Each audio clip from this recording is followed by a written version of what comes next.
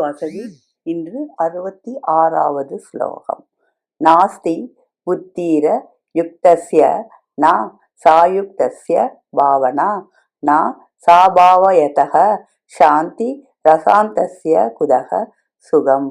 மனம் மடங்காதவனுக்கு ஆத்ம போதமும் இல்லை, ஆத்ம பாவனையும் இல்லை.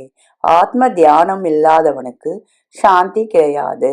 சாந்தி இல்லாதவனுக்கு இன்பமேது? இதை பற்றி ஸ்ரீ ராமகிருஷ்ணர் உபதேசிக்கிறார். வேகாத மண்ணை கொண்டு குயவன் சட்டிகளும் பானைகளும் செய்கிறான். ஒரு தரம் சுடப்பட்டு விட்டால் அந்த மண்ணை கொண்டு அவனால் ஒன்றும் செய்ய முடியாது.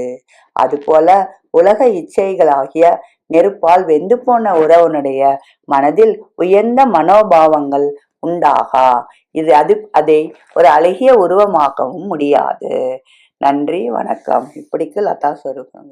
வாசகி இன்று 67, 68 2 ஸ்லோகங்கள். இந்திரியனாம் ஹி சாதாம் என் மனோஸ் அனுவீதியதே ததஸ்ய ஹரதி பிரக்ஞாம் வாயுர் நாவ மிவாம் பசி. கப்பலை காற்றானது நீர்மேல் நிலை குலைப்பது போன்று அலைகின்ற இந்திரியங்களை பின்தொடரும் மனது அவனது விவேகத்தை அறிக்கிறது.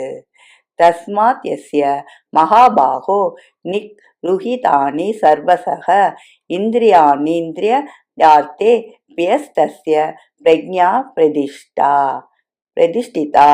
ஆகையால் ஆற்றலுடையாய் யாருடைய பொறிகள் புலன்கள் என்று பிரிக்கப்பட்டிருக்கின்றனவோ அவனது அறிவு நிலை பெற்றுள்ளது. இது பற்றி ராமகிருஷ்ணர் உபதேசிக்கிறார். கண்களை மூடினாலொழிய பழகாத குதிரைகள் ஓரடி கூட எடுத்து வைக்கா. ஆசைகளை அடக்காவிட்டால் ஈஸ்வரனை காண முடியாது. ஆகையால் ஞான மார்க்கத்தில் செல்பவர் தம் ஆசைகளை அடக்க பிரயத்னப்படுவார்கள்.